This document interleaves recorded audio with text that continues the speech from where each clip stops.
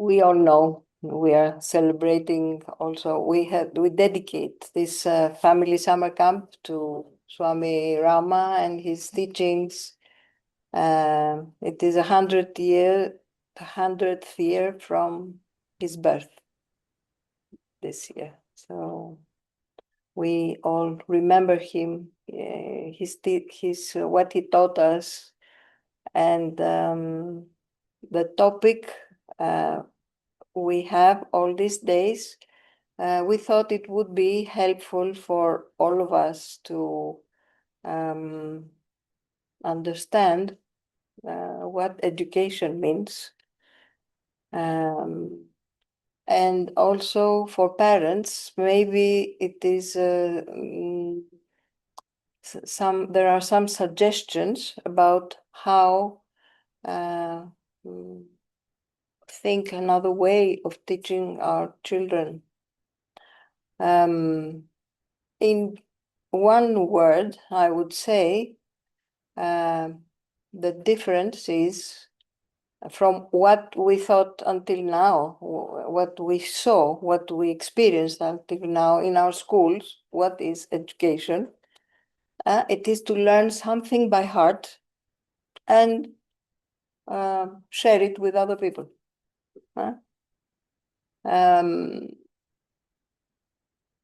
Which is a lot of work, and I don't know if we learn anything by that method.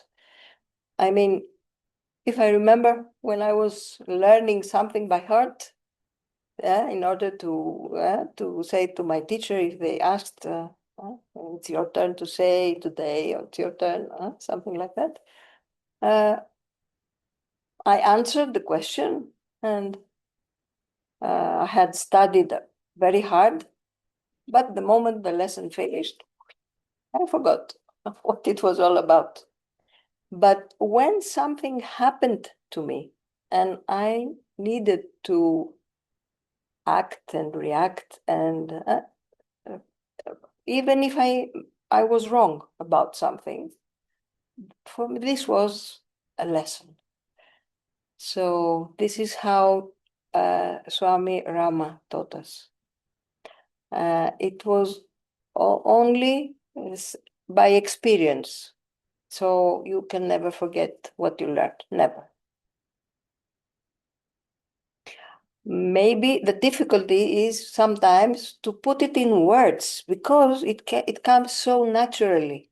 You don't even know it was a way of learning.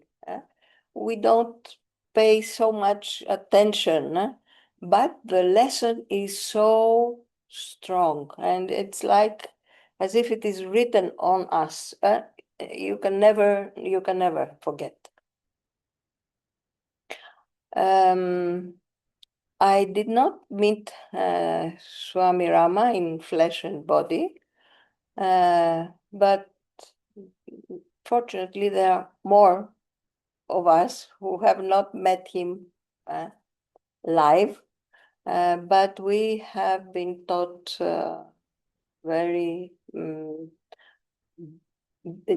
basic things for our lives, very important things for our lives. One of the things that I learned, if you have read one of his books called Living with the Himalayan Masters, he has all the experiences he had with his own teacher, and also when his teacher sent him to other teachers to learn, not only from teachers who his teacher appreciated, but he had the door open if he wanted to visit another teacher, or a wise man, or somebody who could do, for example, appear something from his hands. He did like that, and things came out of his hands, like medicine sometimes, or whatever, or magic also, like magicians. He never said, no, don't go, this is not good. he let him go and check and see. And sometime he said to his master, you're not a good teacher. I will go to these people because they brought, what was it? Watch from Switzerland, I think. But his teacher told him, well, this is not good because he brought it from somewhere else. This other person will be looking for it, and it's not good. Of course, he said his opinion about what was happening, but he never told him. He said, yes, go to that other teacher. I want you to be happy. So if he would be happy, even for a while, he would not stop him so that he would learn from that. Of course, he didn't, but he was young and he thought, oh, it's very impressive to be able to bring a watch here from far away, you know.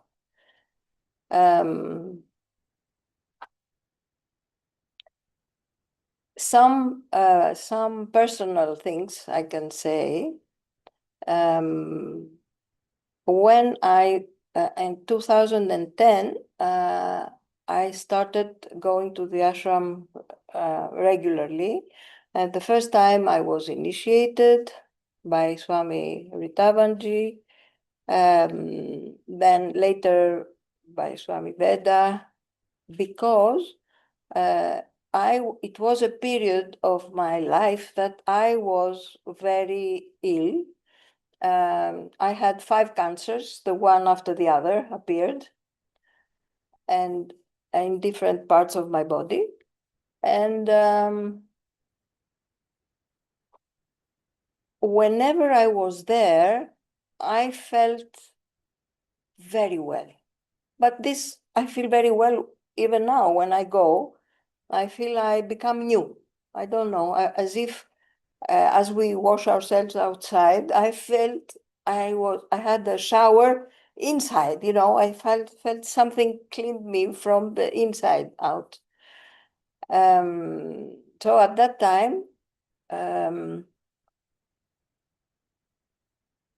I met Swami Veda. I heard what he said. The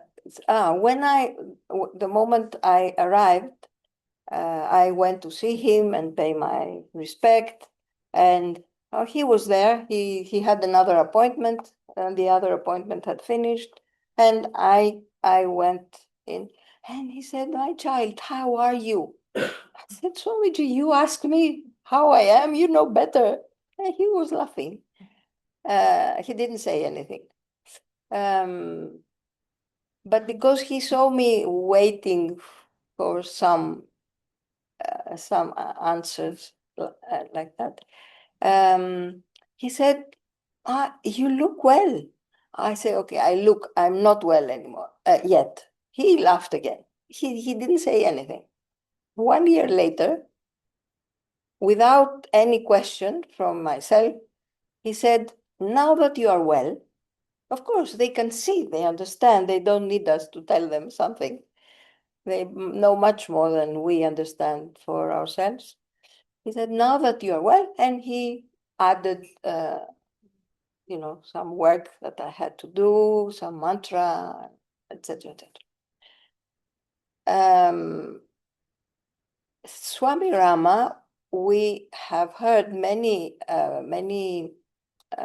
people say that they had cancer, and he took the cancer from them and he put it on his forearm, yeah. And people could see it. They could see it there. And then he cured it in his own body. He took it from the other people and cured it in his body.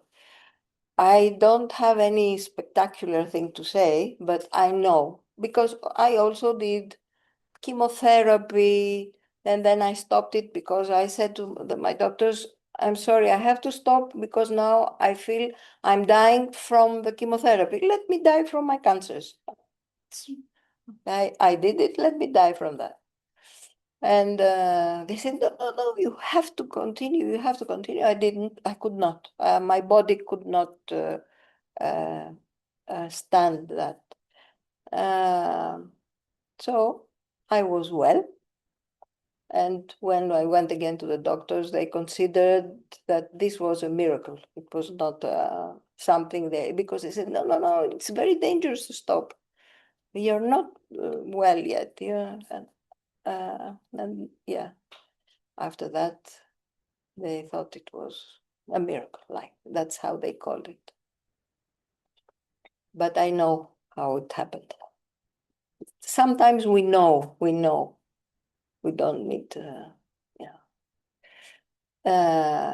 and what I did, of course, I had my mantra, which really I felt it was my best friend, It was there anytime I needed it, anytime I was afraid of something, it was there. And of course, even if I was well, the fear had not gone yet. So one day, because whatever happened, I said, "Oh my God, is this a sign of a cancer again? What is that? What is that?" For stupid reasons sometimes. So he appeared in front of me, and he was very strict. He said, "You will not die from cancer." He was like that, very strict. He didn't want to hear anything else. How can I say? He was appolitos, very strict. That you will not die from cancer, you will die from heart. And he knew how to tell me. If he would say you will not die from cancer, I would say, okay, now he's trying to, to make it sweet for me. Don't be afraid, you won't die. You think you will die, but you will not die from cancer. But he said how I will die. And that is the way I am convinced. My fear went away like that. I mean, I didn't have to do anything else. I didn't have to work on it. I didn't have to think of it. Nothing. Disappeared. No fear anymore. So I could start living, because you cannot live when you are afraid every moment of the day. Yeah. So in that way, I learned that I have to be very careful to listen and to see things that are not very obvious. We cannot see them with our eyes. We cannot hear with our ears, with these ears and these eyes, because we have other eyes also. We can see things. So with an example, I mean, nobody can convince me now that, there is nothing. First of all, we are in contact all the time with people, with our beloved people who have left this world. Of course, they're always there. Huh? We don't try to keep them if it is their moment to leave and to go to next class, because here it is a school where we learn. Everything that happens to us is never for a bad reason. But it's another lesson I got. It's always for good reason. Of course, I couldn't say, when I was ill with 5 cancers in my body, I couldn't say, "Oh, how happy I am." No, of course not. But I had a very deep. I was convinced very deeply that it is there for a good reason. And it was there for a good reason. Here I am. I felt I did not finish my work in this world. That's what was my feeling. I have some things to do again, to share with people. And my feeling, is like, how is a mother, when we have a baby and nature makes our breast become full of milk, to give to our baby. When we don't feel our baby, when we don't give what we have and what we are gifted, we did not do it. We were made to prepare this meal. The body hurts, but not only the body. We hurt from inside. We have to share. That was my feeling. So, like a woman who just had a baby, a new life, and wants to feed it to whoever wants, of course. So these were some things. I'm not.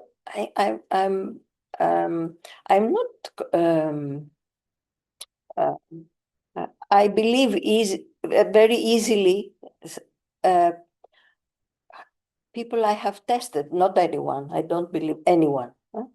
I'm not suspicious, but when I have tested somebody that they are so their willings, their wishes are so they're so giving, so open, so clear, so transparent, so loving. I don't know, everything beautiful there, I trust them for everything, even if they tell me, go and throw yourself, from this cliff down. I will say, yeah, they will be there to catch me. I don't know. Now I believe so much. I don't question. I don't question anymore. Yeah, and these are really very, very important lessons, and I'm very happy when I feel, for example, when somebody talks about death, I feel immediately like a magnet.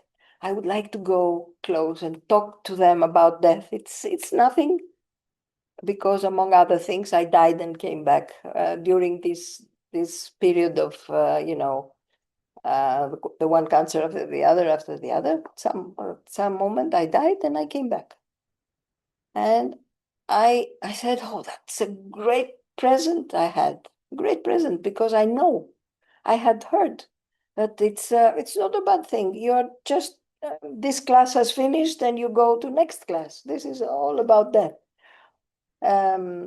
It's not a bad thing. Of course, we have to live our life. We have to live our life to exhaust every moment, not exhaust, what's the word? To finish the work to be done, we have to be here, since we were born here. And I remember once Swami Veda saying, well, if you are born in some country and there is this religion or that religion or that religion, there is a reason you were born there. And of course, we have chosen also to be there with those parents, with those siblings, with those, we chose it. And of course, our parents have accepted, but this is not done by, good morning, would you like me to come in your womb? Or my mother said, say, yes, please come. No, not like that. But this is, it happens like energy, and the energies communicate and fit well the one with the other. Okay, I don't have very good words to describe it, but this is how it is. Sorry, a question? It's a karmic. Yes, exactly. Yeah, exactly.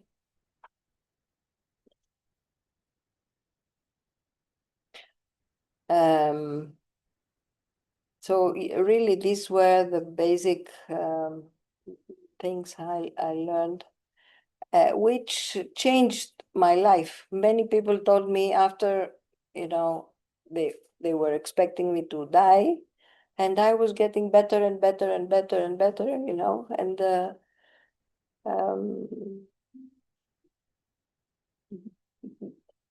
they did not expect to see that, you know. Yeah. And it was not only myself, because my daughter had breast cancer before me. And this is where when I said, why my daughter and not myself? And I felt I got it from her. That's what was my feeling. That was my intention anyway. And then after 6 months, I had cancer. We are so strong. We have to believe that we have so many strengths, so many abilities. We have to believe in ourselves. We have to believe that. It's not a coincidence that this kind of lesson comes to us, that kind of lesson. It's always for a good reason. Maybe it will be difficult for us at the beginning to accept. As I told you, I was not happy because I had 5 cancers, okay? Because I didn't know if I would live or if I would die. But I didn't mind. Okay, I felt I have not finished yet what I have come to do. But yeah, it's always for a good reason. Always, always.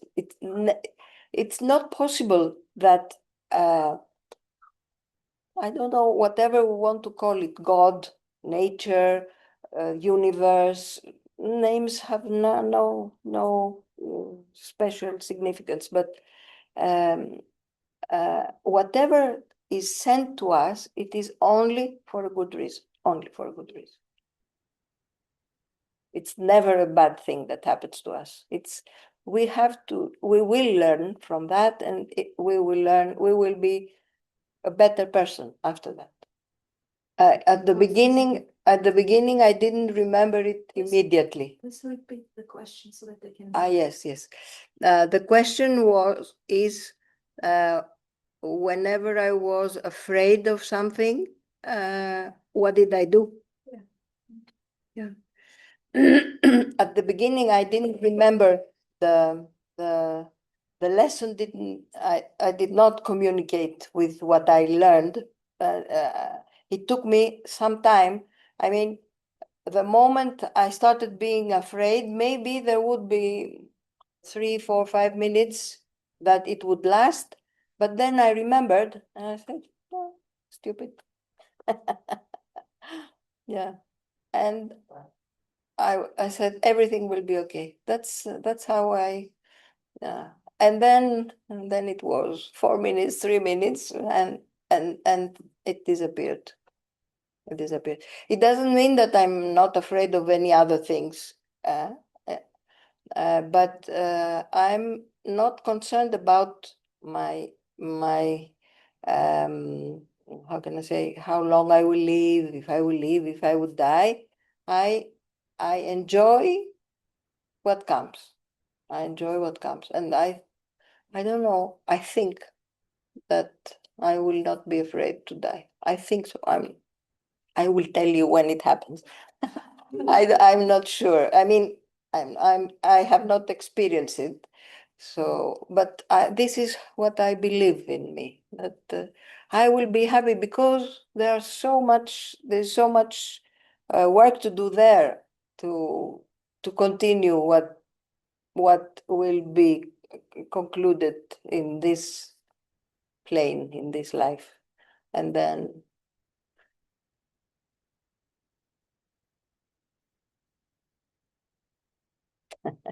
They will give you new clothes. New clothes. Yes. New body, new clothes. Yeah. Yes, of course. After some time, I will be somewhere. I will be born somewhere. Yeah.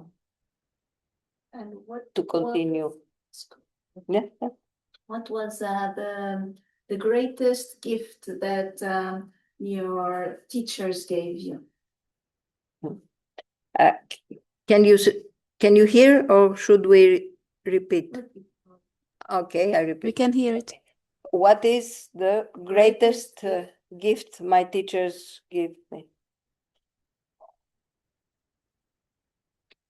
I think I would name it love, but it's not the love, you know, what I called love until that moment. It is a new dimension. It is a huge thing. It's, I don't know. It is something that it doesn't have, it doesn't start somewhere and doesn't stop somewhere. It's there. It's always there. It's, it just, we have to understand. For example, I had this feeling, sometime I was swimming in love, you know, like everywhere is love, everywhere, but we have to understand it. It's not a good word. We have to know everywhere is love. We are swimming in love. We only have to be aware of that, nothing else. There's nothing new that came. It was always there, but I didn't know it before. No, it's so difficult to find words to say, you know. It's not something you know, it's something that is there and you are aware, let's say. It's a better word of that, yeah.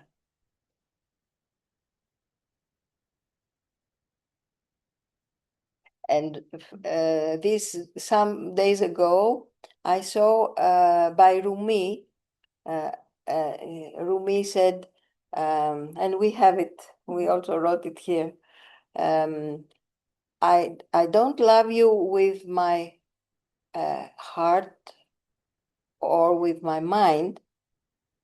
I love you with my soul, because I might forget, or my heart might stop working.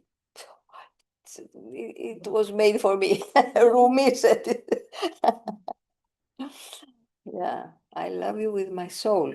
It's for always. It's always there. The soul is always there. You know, it's not, the heart stops sometime. Yeah. Something that looks like something important for Susie, yeah, is that she feels that she has a new key, that everything that happens to us is for a good reason there. Bad things do not exist. It's only our way of you know, our mind, how it is tuned. When we are in bad mood, we think it is a bad thing. But yeah, but when we want to see the truth, it's never, never, never, never. But sometimes it's out of the box. yeah. Yes, of course, it happens. Sometimes we think it's a bad thing, because we have to learn to see it in another way. That's so yeah.